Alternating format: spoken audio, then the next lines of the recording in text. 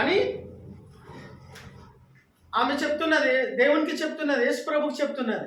అయితే నిజంగా దేవుడు నీ నుండి, ప్రతి మనిషి నుండి ఏమి కోరుకొనుచున్నాడు, ఏ విధంగా ఆయనను ఆరాధించాలని కోరుకొనుచు ఉన్నాడు? నీ నుండి దేవుడు ప్రతిసారి, నా నుండి దేవుడు ప్రతిసారి ఏ విధంగా ఆరాధించాలని ఆయన కోరుకొనుచు ఉన్నాడు? కింది వచనాలు చదవండి. ఒక సమయము వచ్చిచున్నదమ్మా, ఆ సమయంలో అట్లా జరిగినది, చల్తిగానం గాడి నడిచిపోయింది. కానీ ఇప్పుడు అట్లా కాదు. తండ్రి అయినటువంటి దేవుడు ప్రతి వ్యక్తి నుండి ఆత్మతోనూ సత్యముతోనూ ఆరాధించాలి అంతే. ఆత్మ అనగా నీలో ఉన్న ఆత్మ, సత్యం అనగా వాక్యమే. హల్లెలూయా. వాక్యమే సత్యం.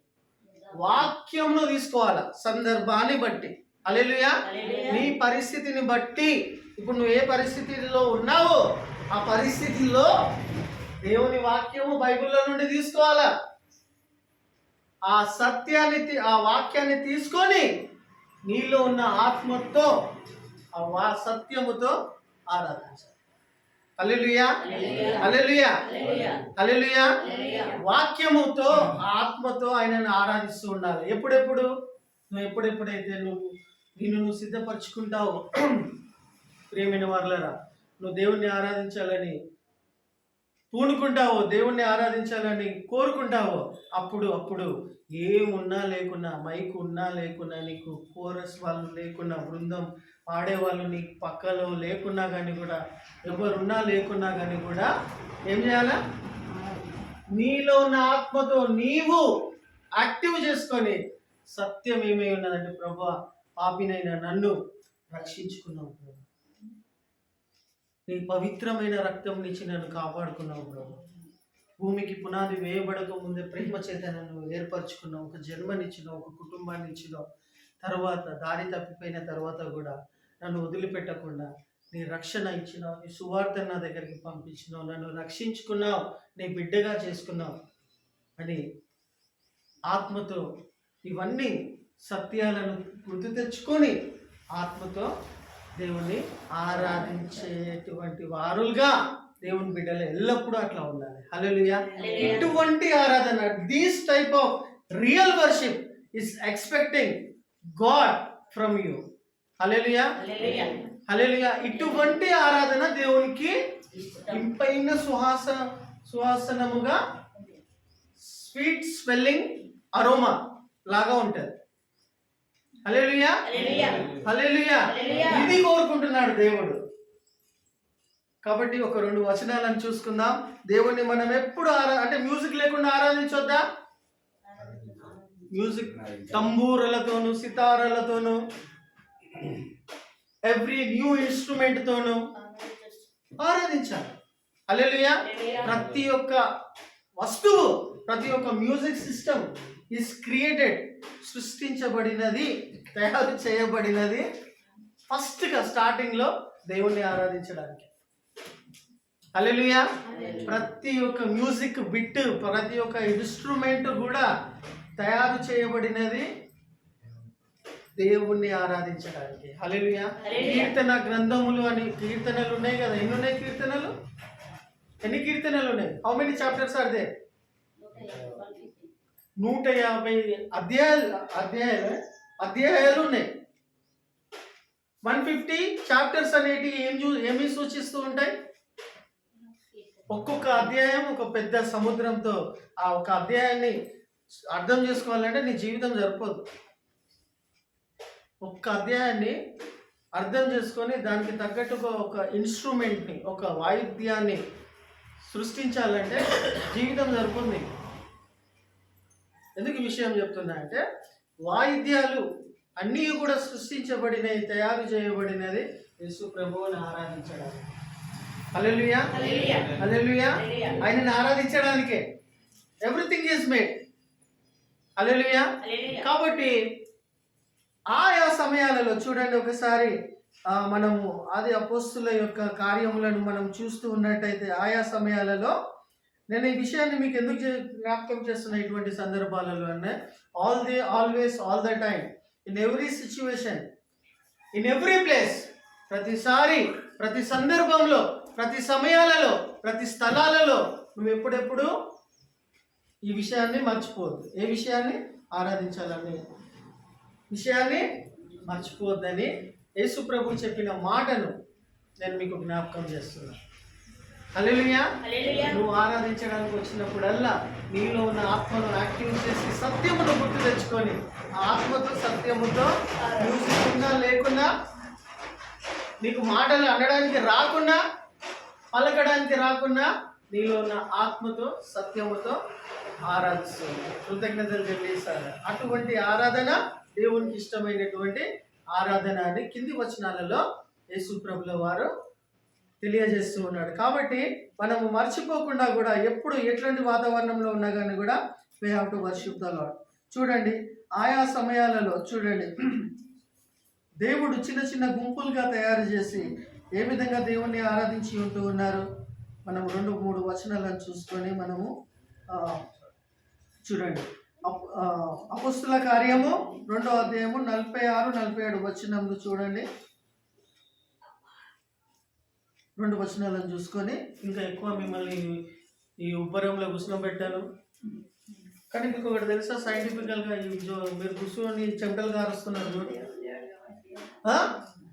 మీ దేహంలో నుండి చెమటలు ధారాలుగా పారిపోతుంది, దారం వస్తున్నది, కారుతున్నాయి చూడండి. మీకు మంచి జరుగుతుంది తెలుసా? సైంటిఫికల్గా చెప్పాలంటే తెలుసా మీకు? అది మీ చెమటలు కారిపోతున్నాయి చూడు, ఇప్పుడు అది మీకు మంచి జరుగుతుంది తెలుసా? చెమటలో అడ్డమైన రోగాలు దాగి ఉంటాయి, దరిద్రమైన రోగాలు దాగి ఉంటాయి. చెమట स्वेटिंग लो, पसीने में क्या रहता? बहुत सारे तरीके के बीमारियां बसिस हो रहते उसमें, पसीना में। अभी जो आप लोग पसीना बहा रहे ना, पूरा कच्चा हो रहे, सर से लेकर पैर तक हो रहे नहीं, आपको अच्छा हो रहा बोल के बोल रहा हूँ मैं। कैसा बोले तो पसीने में क्या रहता? दुनिया तरीके के बीमारियां बसिस हो रहते। ఆ చెమట బయటికి వెళ్ళిపోతున్నది కాబట్టి రోగాలన్నీ బయటికి వెళ్ళిపోతున్నాయి. చెమట అంతా బాగా బయటికి పోతుంది కాబట్టి మీలో ఉన్న రోగాలు బయటికి పోతున్నాయి కాబట్టి మీ దేహానికి కొంచెము నొప్పి కలుగుతుంది. అబ్బా అన్నట్టు అనిపిస్తుంది. ఇంకెంతసేపు అబ్బా రోగాలు పోతుంటే అట్లనే అనిపిస్తుంది. మళ్ళా చెమటలు కారుతూ ఉంటే ఏమైతుంటుంది? రోగాలు బయటికి పోతున్నాయి. నువ్వు నూతనంగా ఫ్రెష్గా తయారు చేయబడుతున్నావు. మళ్ళీ మంచి ఆరోగ్యంను పొందుకుంటున్నావు ఇప్పుడిప్పుడే చెమటలు బయటికి పోవడం వల్ల. కాబట్టి నువ్వు బాధపడు, శ్రద్ధగా ఇంకా చెవులను ఇంకా ఆసక్తితో ఇప్పుకొని వాక్యంను వినాలి. హల్లెలూయా, హల్లెలూయా. చూడండి ఒకసారి ఈ అపొస్తలుల కార్యము చూడండి. ఇటువంటి పరిస్థితులలో వాళ్ళు దేవుణ్ణి ఆరాధించడం అనేది 2 వచనాలను చూసుకొని మనము ముగించుకుందాము. ఎక్కువ సమయం తీసుకోను. అపొస్తలుల కార్యము 2వ అధ్యాయము 46-47 వచనాలు. మరియు వారు ఏక మనసులై ప్రతిదినము ఎవ్రీడే, అటువంటి టైంలో ప్రతిదినము దేవాలయములలో తప్పక కూడుకొనుచు చూసారా, ఇంటింటికి వెళ్ళిండ్రంట. దేవాలయములకు వెళ్ళినారంట వాళ్ళు, అంటే చర్చికి వెళ్ళిండ్రంట ప్రతిరోజు. మరియు ఇండ్లకు కూడా వెళ్ళి రొట్టె విరుచుచు దేవుణ్ణి స్తుతించుచు ప్రజలందరి వలన దయ పొందిన వారై. హల్లెలూయా. నువ్వు దేవుణ్ణి గుంపులుగా చిన్న గుంపులుగా చిన్న మందలుగా మనము దేవుని మందిరానికి వెళ్ళి ఆరాధించడం వలన ప్రజలకు ఏమైందంట? చదవండి. ప్రజలు ఏంది వీళ్ళు పొద్దుగల సండే 9 అయిందంటే మంచిగా తయారైపోయి, ప్రతి సండే రోజు 9 అయిందంటే మంచిగా రెడీ అయిపోయి కుటుంబంలో కలిసి చర్చికి వెళ్తారు. ఏంటిది వీళ్ళు అని అక్కడ ఉంటున్నటువంటి వాళ్లకు, మీ చుట్టుపక్కల ఉంటున్నటువంటి వాళ్లకు మీ పట్ల వాళ్ళకు దయ కలుగుతుందంట, మన పట్ల వాళ్ళకు దయ కలుగుతుందంట. హల్లెలూయా. హల్లెలూయా. ప్రియమైన వారులారా, గతంలో వాళ్ళు ఆది అపొస్తలులు ఇదొక్కటే కార్యం కాకుండా ప్రతిరోజు కూడా దేవుని మందిరానికి ఆ వాతావరణంలో ఇంతకంటే భయంకరమైనటువంటి వాతావరణంలో దేవుని మందిరానికి వెళ్ళి ఏ విధంగా ఆరాధించి ఉంటారు? ఇంతకంటే భయంకరమైన వాతావరణం వల్ల ఫెసిలిటీస్ లేనటువంటి ఆ టైంలలో ఏం చూసి వాళ్ళు దేవుణ్ణి ఆరాధించి ఉంటారు అని అంటే వాళ్ళలో ఉన్నటువంటి పరిశుద్ధాత్మ అభిషేకము, వాళ్ళలో ఉన్నటువంటి దేవుని యొక్క ప్రేమ, దాన్ని బట్టి వాళ్ళు ఆరాధించడానికి వెళ్ళినారు. అయితే నేను ఇక్కడ ఏమని సూచిస్తున్నానంటే దీన్ని బట్టి అంటే, ప్రియమైన వాళ్ళారా, స్టార్టింగ్లో నేను చెప్పినట్టుగా ఒక వ్యక్తి ఎందుకోసమైతే నేను ఏర్పరచుకున్నాడనే విషయం నీ అంతలో నువ్వు తెలుసుకోవాలి అని అంటే, దేవుడు పెట్టినటువంటి విధి విధానంలో మనము వచ్చినప్పుడు ఉన్నప్పుడు అనగా దేవుడు పెట్టినటువంటి పద్ధతులలో మనం వచ్చినప్పుడే నీకు ఎవరు చెప్పకుండానే నీకు తెలిసిపోతుంది దేవుడు నన్ను ఎందుకోసం నియమించుకున్నాడు, ఎందుకోసం తయారు చేసుకున్నాడు అనే విషయము మనకు తెలిసిపోతుంది. ఆ పద్ధతి, ఆ విధి విధానం ఏంటంటే, దేవుడు పెట్టిన పద్ధతి ఏంది అని అంటే, నేను ఎందుకోసం దేవుడు సృష్టించుకున్నాడు అనే విషయం నువ్వు తెలుసుకోవాలని ఎంతలా అని అంటే, దేవుని మందిరానికి ఆ బిడ్డ క్రమము తప్పకుండా సమయానికి వస్తూ ఉండాలి, హాజరవుతూ ఉండాలా, సంఘానికి వెళ్తూ ఉండాలా, సంఘముతో అంటుకట్టబడి ఉండాలి. హల్లెలూయా. సంఘముతో అంటుకట్టబడి ఉండాలా. అర్థమవుతుందా? రెండు విషయాలు ఉన్నాయి ఇలా. సంఘముతో అంటుకట్టబడడం ఉండడం అంటే, నువ్వు సంఘానికి పునరుద్ధానం దినమున మరియు ఈ సంఘములో జరిపిస్తున్నటువంటి ప్రతి ప్రార్థనలకు కూడా నువ్వు సమయంను పాటిస్తూ నిన్ను నువ్వు సిద్ధపరచుకొని మందిరానికి హాజరవుతూ ఉండాలా, వస్తూ ఉండాలా. ఈ క్రమము తప్పొద్దు. అర్థమవుతుందా? హల్లెలూయా. ఈ క్రమము తప్పొద్దు. తప్పుతే గిట్ట ఏమవుతుందంటే 2 వారాలు 3 వారాలు 4 వారాలు వచ్చి మళ్ళా మిగతా 2-3 వారాలు దుమ్మాలు కొట్టి మళ్ళీ ఇంకొకడికి వెళ్ళిపోయినావు అనుకో, నువ్వే ఆత్మీయంగా నష్టపోయిన వ్యక్తి అవుతావు. కాబట్టి సంఘానికి క్రమంగా వచ్చినప్పుడు, సంఘానికి కరెక్ట్గా హాజరవుతూ ఉన్నప్పుడు కొన్ని రోజుల తర్వాత దేవుడు నీకు సంఘములోనే నీకు బయలుపరుస్తాడు. నేను ఈ పని కోసం నియమించబడ్డాను, నేను ఈ పని కోసం అంటే దేవుని మందిరంలో పని కోసం అని కాదు, దేవుడు నన్ను ఎందుకోసం సృష్టించుకున్నాడు అనే విషయం నీకు అర్థమవుతుంది. నువ్వు ఆ పనిలోనే నువ్వు సెటిల్ అయిపోయి వెళ్తూ ఉంటావు, ఆనందంతో సంతోషంతో ఉంటూ ఉంటావు. హల్లెలూయా. ఆ నిజమైన సంతోషం, సమాధానం, ఆ తృప్తికరమైనటువంటి జీవితంలో నువ్వు బ్రతుకుతూ ఉంటావు. అలా బ్రతకాలనే దేవుడు ఇవన్నీ కూడా, ఆ నిజమైన జీవితం, ఆ నిజమైన బ్రతుకు నువ్వు నేను బ్రతకాలనే దేవుడు ఇవన్నీ కూడా తయారు చేసి నీ కోసమే ఉంచి ఉంటూ ఉంటాడు. హల్లెలూయా. నీ జన్మ సార్థకమైపోతుంది, ధన్యమైపోతుంది. అట్లా ధన్యకరమైనటువంటి జీవితము జీవించాలనేదే దేవుని యొక్క చిత్తమై ఉంటుంది. హల్లెలూయా. హల్లెలూయా. ప్రియమైన వారు, అందుకోసమే నేను ప్రతిసారి చెప్తాను, సంఘాన్ని మీరు నిర్లక్ష్యంగా ఉండొద్దు, సంఘంలో మీరు నిర్లక్ష్యంగా రావద్దు, సంఘంలో క్రమం అనేది మీరు తప్పుతూ ఉన్నట్టయితే మీరు ఆత్మీయంగా మీరు ఎంతగానో నష్టపోయినటువంటి వాళ్ళు అవుతారు. ప్రియమైన వారు, ఇంకో విషయం, ఈ వాక్యంను, ఈ సందర్భాన్ని బట్టి నేను మీకు ఒకటి జ్ఞాపకం చేస్తున్నా. ఏం జ్ఞాపకం చేస్తున్నా అంటే, నువ్వు ఎప్పుడు నిజంగా సంతోషంగా సమాధానంగా ఉంటావు చెప్పు? ఎప్పుడు ఉంటావు? అసలు నిజమైన సంతోషం, సమాధానం, తృప్తి అంటే ఏంటి చెప్పమ్మా? ఏమిస్తా నువ్వు సంతోషిస్తావు? 10 లక్షలు ఇస్తే సంతోషిస్తావా? లేకపోతే మంచి భర్త, మంచి భార్య, మంచి పిల్లలు, మంచి బిల్డింగ్ ఇవి ఉంటే సంతోషిస్తావా? లేకపోతే అప్పులు లేకపోతే నేను హ్యాపీగా బతుకుతా అనుకుంటావా? ఇవన్నీ ఎప్పటికీ నీ జీవిత కాలం ఉందా? మట్టిలో కలిసిపోయేంతవరకు ఇవన్నీ ఉంటాయి. వాక్యంలో ఉంది అది. నువ్వు ఎప్పుడు సంతోషంగా ఉంటావు తెలుసా? నీలో ఒకడు నివసిస్తున్నాడు. హల్లెలూయా. నీలో ఒకటి ఉన్నది, దాన్ని గుర్తుపట్టుకోవాలి, దేవుని ఆత్మ. హల్లెలూయా, హల్లెలూయా. హల్లెలూయా. దేవుని ఆత్మ అనగా నీవు హల్లెలూయా. హల్లెలూయా. అది ఎప్పుడు సంతోషంగా ఉంటుంది తెలుసా? అది ఒక్కటి సంతోషంగా ఉంటే అన్ని బాగా ఉన్నట్టే కనిపిస్తాయి. అప్పులున్నా, రోగాలున్నా, అవమానాలున్నా, నిందలున్నా, ఏమున్నా కానీ కూడా దాన్ని ఒక్కదాన్ని నువ్వు తృప్తిపరచడం నేర్చుకో. హల్లెలూయా. హల్లెలూయా. దాన్ని ఒక్కదాన్ని సంతోష పెట్టడం నేర్చుకో, తెలుసుకో. హల్లెలూయా. హల్లెలూయా.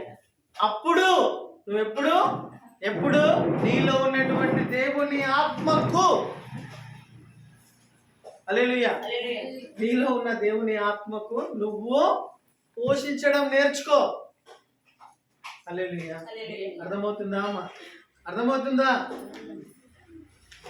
నీలో ఉన్న దేవుని ఆత్మ సంచకరువు నీ తృప్తిగా అంటే నువ్వు ఎప్పుడు ఆనందంగా ఉంటావు. ధన్యుడు అనే మాటకు అర్థం ఏంటిది? నీ జన్మ ధన్యమైపోయింది అని అంటే చాలు, ఇంకేం కావాలి నీకు? నీ బతుకుపోయి అన్నున్నాయి నీకు, నీ జన్మ ధన్యమైపోయింది. ధన్యుడు అనే మాటకు అర్థమైంది ధన్యుడవు, ధన్యురాలివి.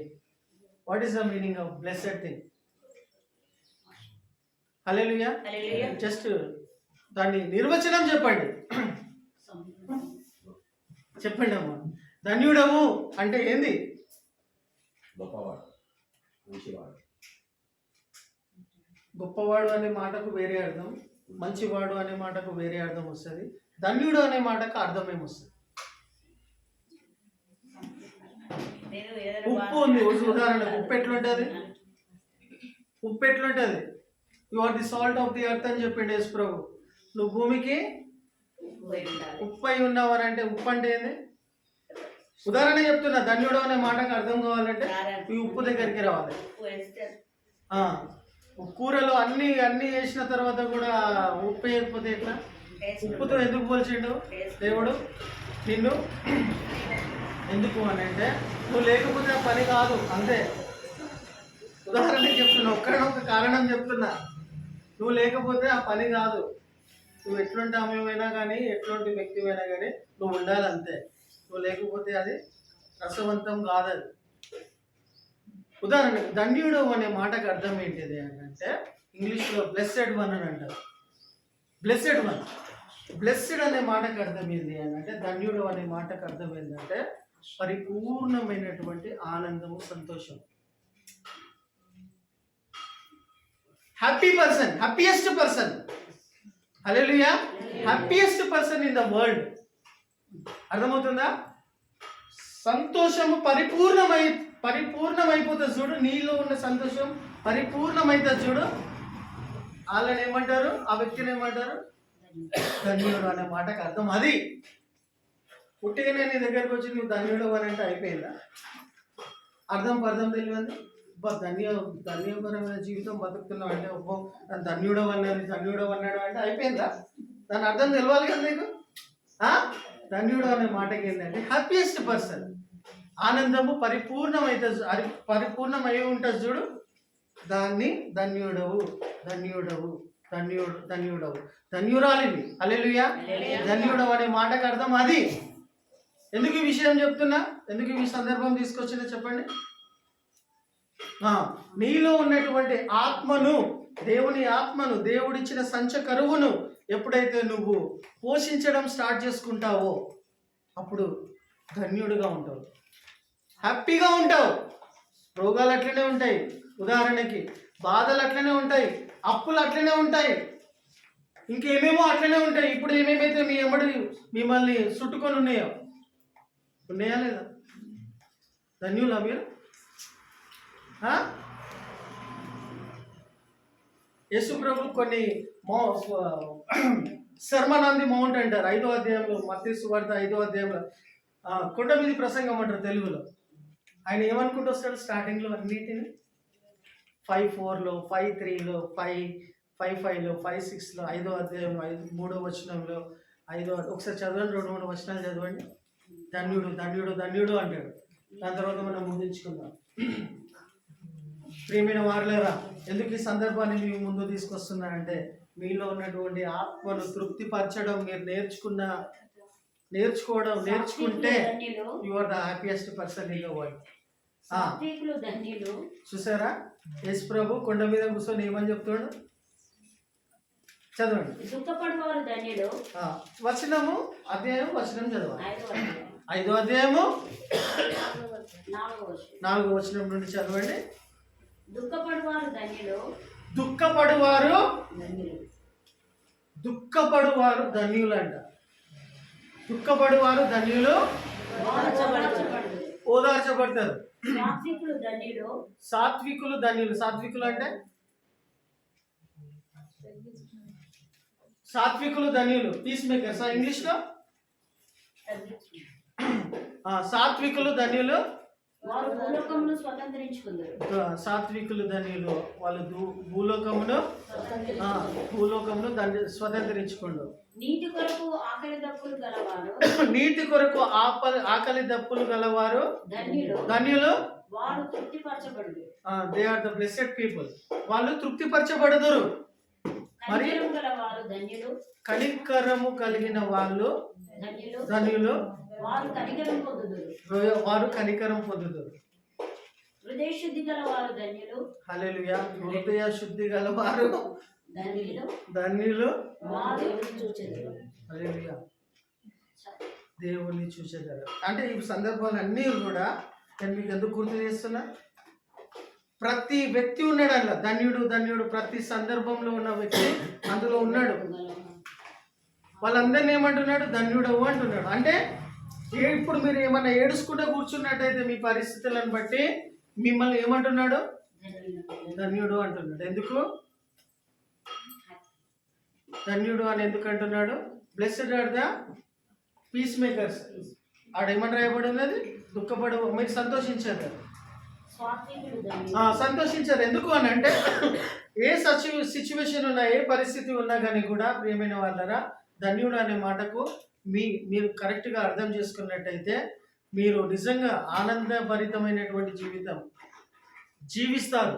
అయితే ఒకానొక కారణం చెప్పేసి నేను ముగించేస్తున్నాను. ఇక్కడ మీలో నివసిస్తున్న దేవుడు, మీకు ఇచ్చినటువంటి దేవుని ఆత్మ మీ లోపల నివసిస్తూ ఉన్నాడు. కాబట్టి ఆ ఆత్మను తృప్తిపరచడము మీరు నేర్చుకుంటే, మీరు తెలుసుకుంటే మీరు ధన్యులు.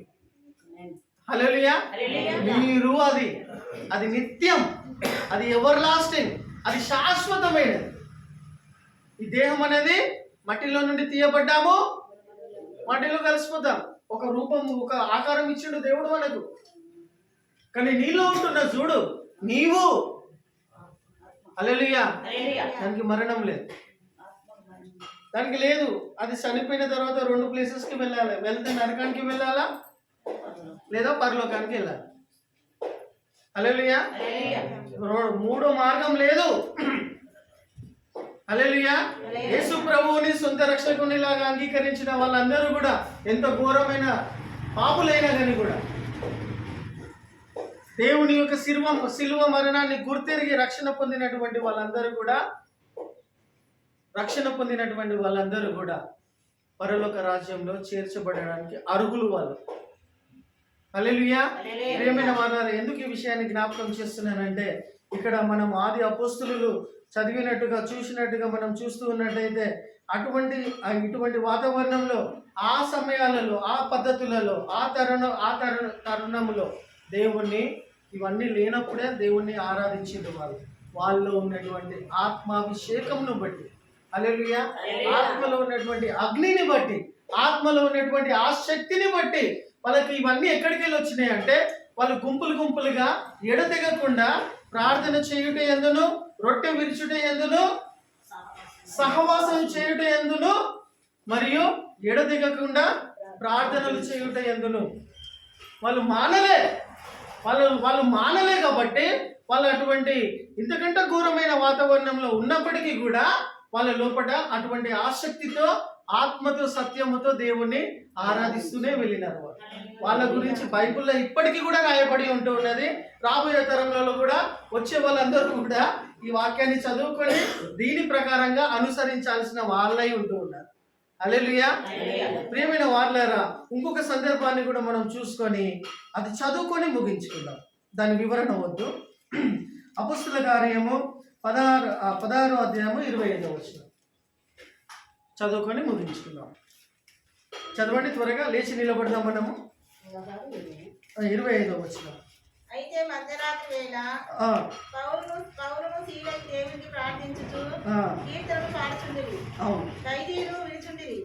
అప్పుడు అకస్మాత్తుగా మహాభూకంపం కలిగేను. చూసారా, ఏం చూపించాలనుకుంటున్న ఈ సందర్భాన్ని బట్టి అంటే ప్రతి సమయాలలో ప్రతి పరిస్థితులలో కూడా జైల్లో పడేసినా కానీ కూడా ఆకలి దప్పికంలో ఉంటున్నటువంటి పరిస్థితులలో కూడా ఎవరు కూడా నన్ను పట్టించుకుంటలేరు అని వాళ్ళు ఫీల్ అవుతున్న పరిస్థితులలో కూడా వాళ్ళు ఏం చేసిండ్రు? దేవుని ఆరాధించారు. హల్లెలూయా. రక్షణ భాగ్యం ఇచ్చినది జ్ఞాపకం చేసుకొని ఆ పరిస్థితులలో ఆ స్థలాలలో ప్రతి పరిస్థితులలో కూడా దేవుణ్ణి ఆరాధించడం మర్చిపోలేవాళ్ళు. నిజమైన రక్షణ కార్యంను గుర్తిరిగిన వాళ్ళు వాళ్ళ పరిస్థితులు ఎలా ఉన్నా కానీ కూడా వాళ్ళు ఆరాధించడం నేర్చుకుంటారు, ఆరాధిస్తూనే ఉంటారు వాళ్ళు. హల్లెలూయా. యేసు ప్రభు చేసిన రక్షణ కార్యంను నిజంగా గుర్తుపట్టినటువంటి వాళ్ళు, గుర్తెరిగినటువంటి వాళ్ళు ఎప్పుడు వాళ్ళ దేవుణ్ణి, ఇప్పుడు మనం చదివిన సందర్భంలో ఎట్లయితే వాళ్ళు దేవుణ్ణి ఆరాధించుకుంటూ వచ్చినారో మనం కూడా అలా ఆరాధించే వాళ్ళం అవుతాం. ఎప్పుడు రక్షణ భాగ్యము, రక్షణ యొక్క విలువ నీకు అర్థమైంది. పుట్టిగా నేను నోటి మాట చేత రక్షణ పాత్రను పట్టుకొని నీ దగ్గరకు వస్తున్న ప్రభు అని పుట్టిటి మాటలతో ఆరాధించడం కాదు. హల్లెలూయా. హల్లెలూయా. संदर्भम परिस्थितियों कुछ भी हो जाए दो, कैसा भी रहने दो, लेकिन आत्मा से सत्य से उनको आराधना करते ही रहते वो लोग. హల్లెలూయా. హల్లెలూయా. ఇంకొక వచనం చదువుకొని మనం లేచి నిలబడి ముగించుకుందాం. చదవండి. ఇంకేం చేసిండ్రు వాళ్ళు? చదవండి. చెరసాల పునాదులు అదిరెను, వెంటనే తలుపులన్నీ తెరుచుకొనెను. అవన్నీ కూడా అద్భుతాలు, ఆశ్చర్యమైన కార్యములు అక్కడ జరుగుకుంటూ వచ్చేయడానికి కారణం ఏంటంటే they worship the Lord. Hallelujah. Without electricity power, without current, without fan, without musical instruments, without anything they worship the Lord in spirit and in truth. Hallelujah. ఆత్మతో సత్యంతో వాళ్ళు ఆరాధించారు ఆ పరిస్థితుల్లో. కాబట్టి అద్భుతాలు జరిగినాయా? జరిగినాయా లేదా? అద్భుతాలు జరిగినాయి. కాబట్టి ఆరాధనలో అంత యొక్క శక్తి, అంత యొక్క పవర్ ఉన్నది. కాబట్టి ఇక్కడ రాయబడినట్టుగా మనం లేచి నిలబడి అపొస్తలుల కార్యము 4వ అధ్యాయము 31వ వచనము చదువుకొని మనము దేవుని ఆత్మతో ఆరాధించడం వలన, సత్యముతో ఆరాధించడం వలన నీకు కలిగే లాభాలు ఎంత గొప్పగా ఉంటాయి అనేది మనము మర్చిపోకుండా చదవండి ఒకసారి. అపొస్తలుల కార్యం 4వ అధ్యాయం 31వ వచనం.